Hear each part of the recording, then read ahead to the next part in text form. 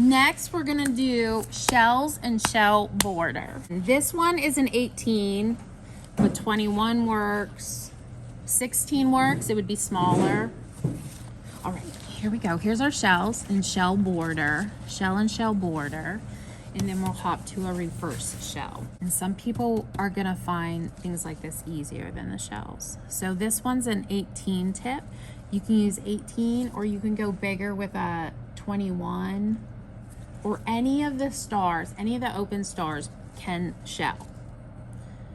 Okay, 45-degree angle, 6 o'clock, squeeze harder and let the icing build up. Release pressure and pull it back towards you. Okay, now I'm gonna do it faster. Your tip naturally lifts itself up. When you're making the border, you're starting it past the tip, and then when you give it that big push, that's when it covers up the tip behind it. This is like a classic birthday cake border, right? You want to make sure that your prongs, your tip prongs, right, are not scratching your icing. You really want that icing to flow freely out of your tip as you're doing this. Also, like with Susan's tip, I had to fix it for her. Her prongs were kind of smashed in some. And I got food coloring all over this. But this is a tip fixer. And here I have one that's smashed. Sometimes there's closed stars too, so they're not always like this, but you can use a tool to straighten that out. Sometimes just by pushing it down, it's gonna fix it. And sometimes you have to use this part of it and help it along. Okay, I'm assuming they still sell these. And I don't know what you would search to find it either. But I know that you guys aren't like traveling as after this class. You're not gonna be traveling with your tips. They don't love to travel. Or maybe you are. Maybe you're gonna do cake decorating on the road. Go for it. Okay, next is gonna be the reverse shell. I should have looked up the words for this, but it's still 45-degree angle, 6 o'clock. And when we start squeezing this, we go over to the side and down. We make a little loop. So I'm making a comma with the icing. And this goes hand in hand with the rope border. Okay, so reverse shells. So do you go the opposite way? Opposite, yeah, it alternates. So one way and then the other way. Some people find this to be way too much thinking. But the rope border, we make a relaxed S. And then you, hold on, I'm gonna have to do one before I say it.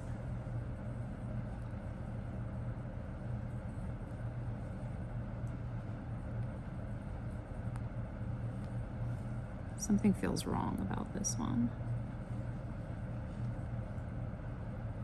You tuck the tip in to that little notch in the S, and that's when you start your next shell. Okay, this part's right. Let's try that again over here. Okay, and it's probably gonna be sideways on a cake. So I make the S, and then I come in that little notch and put it in there. Oh, that's like braided. Okay. Okay. It's pretty. Yeah. It does take some thinking. Yeah, you're just in that notch, and that's when you start your next one. And you're making little S's over it. Okay. Okay, so this is what I want your boards to look like. We did the shell, the reverse shell, and the rope. Okay, leaves. We're gonna make 3 different types of leaves, and not all of you have this tip, and that's okay.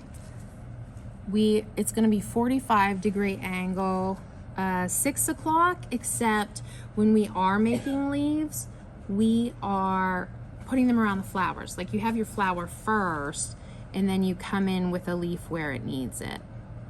Okay, so it is 45 degrees, 6 o'clock, except it's also at different times, right? And the point side is up. Yeah, okay. So this is like a bird speak. Bird speak. And if you have this leaf tip, I just should have left it on the table. I know a lot of you have this one. That notch is not bird speak then, right? Let's just see.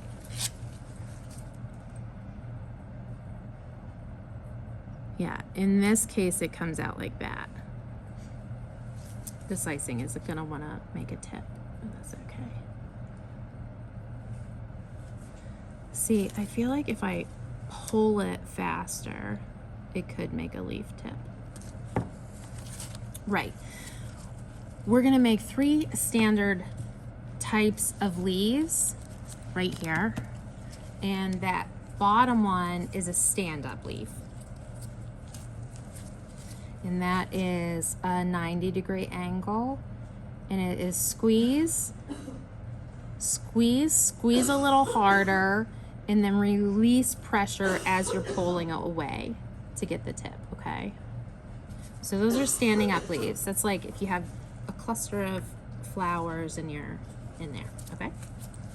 And then the next one is that 45-degree angle, squeeze, squeeze a little bit harder, relax pressure while you pull away. Relax pressure while you pull away.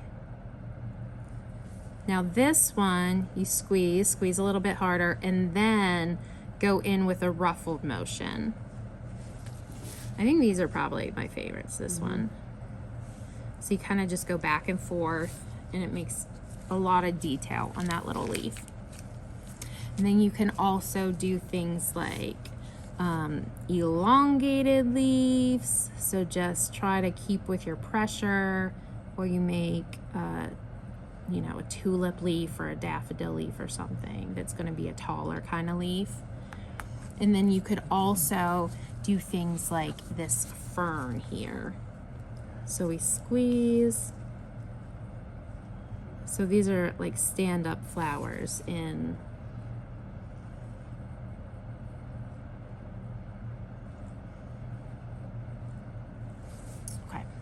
so that's all the leaves. Yeah, I want you to go practice your leaf, and your leaf tips are going to be different, so they're going to make different things, but they're all like, even this one is going to be the same idea. It's just, it's so much more icing coming out, so you're probably squeezing like less than you would with that one, right? But you could still do a ruffle and a stand-up. Ooh, that one made a point. Okay, so go ahead and give. Yeah, this one was 67. Okay. No, it's not. There is a 67 is a leaf tip. This one is 352, the bird's beak one. And then other leaf tips are like 70, 67. And then I know you guys have different brands, so it's different numbers there.